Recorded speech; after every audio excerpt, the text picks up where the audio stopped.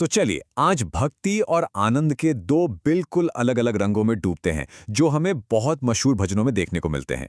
एक तरफ है शिव का लौकिक उत्सव और दूसरी तरफ है राम का एकदम शांत स्वागत। देखते हैं कि जश्न के ये दो अलग अलग अंदाज हमें सिखाते क्या हैं। सोचिए जरा, एक तरफ है भूतों और प्रेतों का एक कह सकते हैं जंगली एक कॉस्मिक डांस, और वहीं दूसरी तरफ दियों और पूरे समाज की खुशी से भरा एक शांत सा स्वागत। ये दोनों सीन एक दूसरे से कितने अलग हैं, फिर भी दोनों ही आध्यात्मिक आनंद के चरम को कैसे दिखा सकते हैं। तो चलिए सबसे पहले चलते हैं हमारे पहले सीन की तरफ, भगवान शिव का विवाह। एक ऐसा मौका जो किसी भी और शादी जैसा बिल्कुल नहीं है। ये जो लाइन है सब भूत प्रेत विलास है, ये हमें एक ऐसी शादी में ले जाती है जहां मेहमान कोई आम लोग नहीं हैं, वो भूत प्रेत हैं जो एक ऐसे जबरदस्त आनंद में जश्न मना रहे हैं जो हमारे रोजमर्रा के जीवन से बहुत बहुत परे है। ये कोई आम बारात नहीं है, ये तो पूरी तरह से लौकिक ऊर्जा मतलब कॉस्मिक एनर्जी से भरी हुई है। हर कोई महाकाल का नाम जप रहा है जो समय और ब्रह्मांड के स्वामी हैं। और तो और ऐसा लगता है जैसे चांद और तारे भी इस जश्न में शामिल होकर नाच रहे हैं। यहां भगवान का जो रूप दिखाया गया है वो एक शक्तिशाली तपस्वी का है जिनकी सुंदरता पारंपरिक नहीं है। गले में सर्प का होना ये दिखाता है कि वो दुनिया की जंगली बेकाबू शक्तियों को भी अपनाते हैं।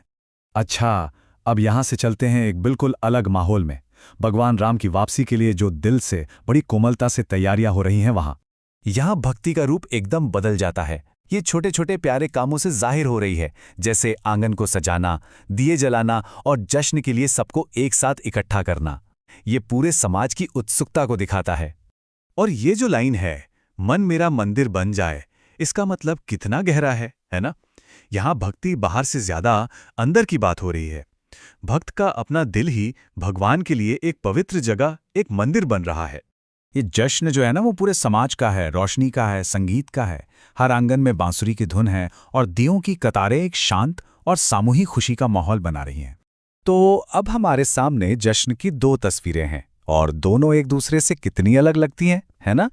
चलिए इनको एक साथ रखकर देखते हैं कि इनसे क्या सामने आता है।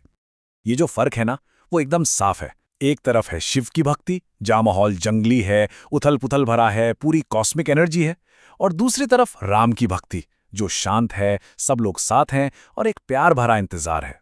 एक में बेकाबू शक्ति की भक्ति है तो दूसरे में बहुत अपनेपन वाले सामुदायिक प्रेम की। लेकिन इतने फर्क होने के बाद भी इन दोनों में एक बहुत मजबूत, एक कॉमन धागा है जो दोनों को जोड़ता है। और वो कॉमन धागा है भक्ति। मतलब दोनों ही गीत असल में भक्ति को ही दिखा रहे हैं, एक ऐसा आध्यात्मिक रास्ता जो भगवान के लिए गहरे इमोशनल जुड़ाव और प्रेम भरे समर्पण पर टिका है। तो मतलब बात यह है कि मंजिल एक ही है, परमात्मा से जुड़ने का वो जबरदस्त आनंद।